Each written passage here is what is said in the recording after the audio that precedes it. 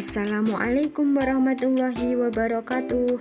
Bagaimana kabarnya anak-anak hari ini? Semoga selalu dalam keadaan sehat ya.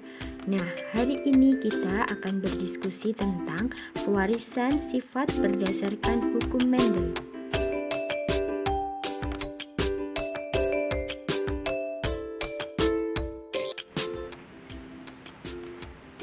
Yang pertama yaitu hukum Mendel 1, dikenal sebagai hukum segresi atau pemisahan gen-gen yang sealel. Nah, menurut hukum ini, tiap organisme memiliki dua alel untuk setiap sifat. Ketika pembentukan gamet, dua alel tersebut berpisah, sehingga masing-masing hanya mengandung satu alel untuk satu sifat. Hukum Mendel 1 dapat dibuktikan dengan persilangan monohibrid atau persilangan dengan satu sifat beda. Nah, dalam suatu persilangan kita harus terlebih dahulu memahami beberapa istilah.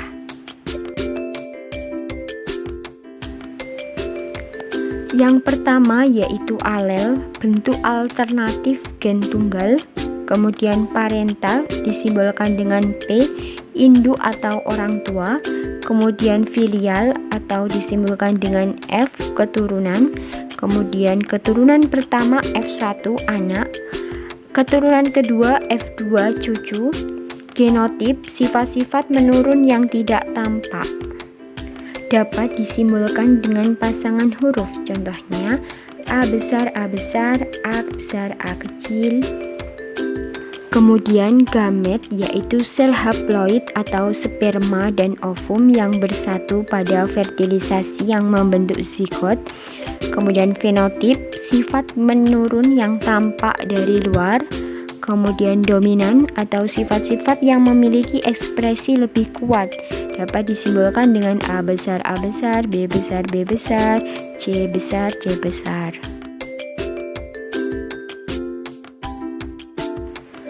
Kemudian resesif, sifat-sifat gen yang tidak muncul atau tertutup karena dikalahkan oleh sifat pasangannya dan akan muncul ketika bersama gen resesif lainnya.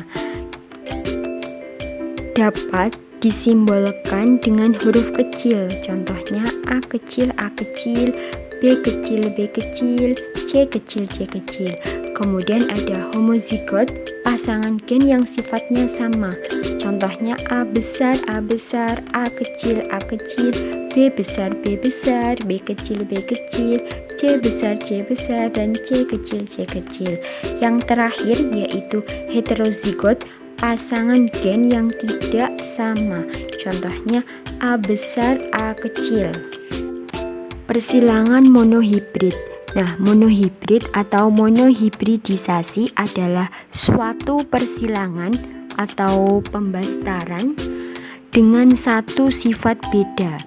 Nah, monohibrid pada percobaan Mendel ini adalah persilangan antara ercis berbunga ungu dengan ercis berbunga putih. Untuk mengetahui bahwa suatu gen bersifat dominan, maka harus dilakukan monohibridisasi antara individu yang memiliki sifat gen tersebut dengan sifat kontrasnya atau alelnya yang sama-sama bergalur murni. Perhatikan diagram persilangan monohibrid antara ercis bunga ungu dengan ercis bunga putih berikut ini. Yang pertama ada P1, yaitu bunga ercis berwarna ungu yang disimbolkan dengan P besar, dan bunga ercis berwarna putih yang disimbolkan dengan P besar, P besar. Dari hasil persilangan F1, P besar, dan P besar, maka menghasilkan fenotip 1 atau F1, P besar, P kecil. Kemudian F1 disilangkan dengan sesamanya menghasilkan F2 yang terletak pada tabel berikut ini. Perhatikan tabel berikut. Nah, jika dominansi tampak sepenuhnya, maka perkawinan monohibrid P besar P kecil disilangkan dengan P besar P kecil menghasilkan keturunan yang memperlihatkan perbandingan fenotip 3:1, yaitu 3/4 berbunga ungu dan 1/4 bunga putih, yang memperlihatkan perbandingan genotip 1:2:1, yaitu 1/4 P besar 2/4 P besar P kecil dan 1/4 P kecil P kecil. Hukum Mendel II. Nah, hukum Mendel II ini disebut juga sebagai hukum asortasi atau pengelompokan gen-gen secara bebas. Hukum Mendel II menyatakan bahwa apabila ada dua individu memiliki dua pasang sifat, maka diturunkannya sepasang sifat secara bebas.